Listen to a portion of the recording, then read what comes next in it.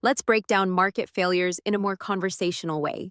Basically, a market failure happens when the free market doesn't allocate resources efficiently, which means society as a whole loses out. There are a few main reasons why this can happen. First up, externalities. These are side effects that impact people who aren't directly involved in a transaction.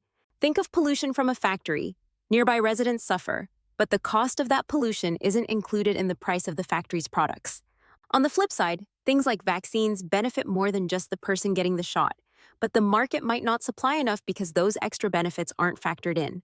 Then we've got public goods. These are things like streetlights or national defense, stuff you can't stop people from using, and one person's use doesn't reduce what's left for others.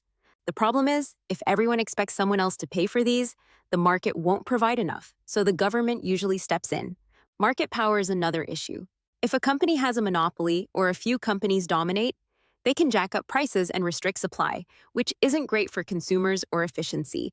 Information asymmetry is when one side in a deal knows more than the other. For example, if you're buying a used car and the seller knows it's a lemon but you don't, you might end up making a bad deal.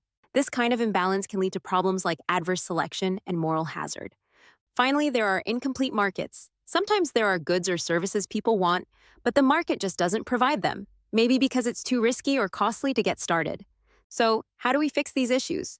Governments can step in with taxes on negative externalities, like carbon taxes, or offer subsidies for positive ones, like education grants. They can also provide public goods themselves or fund their provision. Antitrust laws help keep competition healthy and prevent monopolies from abusing their power. To tackle information gaps, governments require things like food labels or financial disclosures. And sometimes new markets or insurance schemes are created to fill gaps the regular market misses. In short, while markets usually do a good job allocating resources, they're not perfect.